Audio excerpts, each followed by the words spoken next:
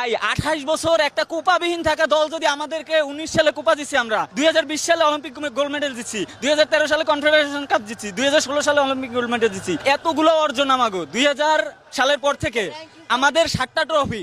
আর তাদের ফাইনালি সীমা ওটা কি টিনের কাপ না কির কাপ যাই হোক যে জানি না, ওটা তারা যখন কোপা জেতে তখনই ওটা অনুষ্ঠিত হয়, আমরা জিতলে আর হয় না।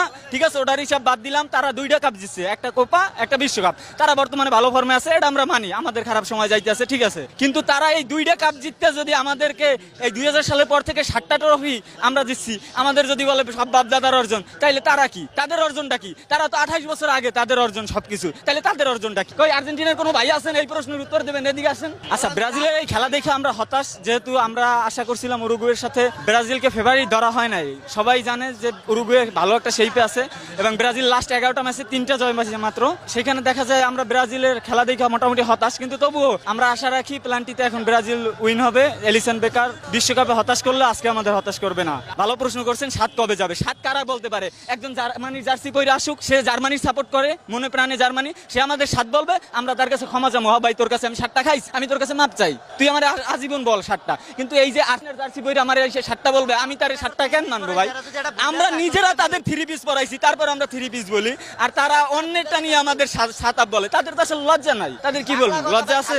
বাজে বেশি ভাই। আপনিও জানেন, আমিও জানি, বাংলা একটা প্রবাদ আছে, চোরের মায়ের বড় গলা। 1978 সালে কি করছে এটা তো সবাই জানে। আমাদের ডিফেন্ডারে ঘুমের ওষুধ খাইয়ে ম্যাচ জিতছে, এরা সবাই জানে। কি জানে না জানে? 22 সালে কাতার বিশ্বকাপে কুম্মির দেখি ডিমেরিয়া পেনাল্টি পাইলো, এটা আপনারা দেখছেন ফাইনাল ম্যাচে। আর ভিনি জুনিয়র আমাদের পেনাল্টি পায় না, পরে আইসা কনমেবল মাপ চায়, নাটক করে যে আমাদের ভুল ছিল।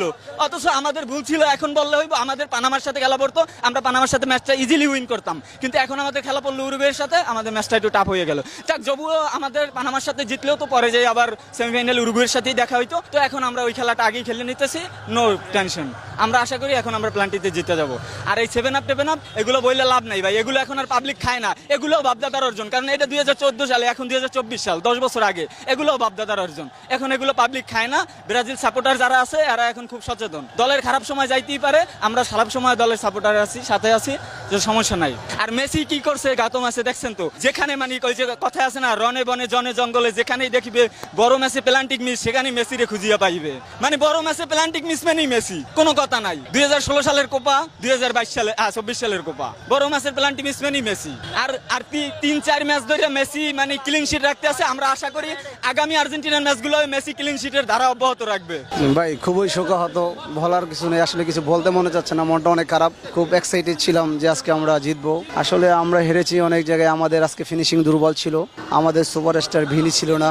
আর হচ্ছে যে আপনার আর আমাদের ব্রাজিল কোনো অ্যাটাকেই জেনে আজকে বিশ্বের ভালো ভালো প্লেয়াররাই কিন্তু মিস করে। ওই দিনকে কিন্তু আপনার আর্জেন্টিনার মেসিও কিন্তু প্ল্যানটি মিস করেছিল।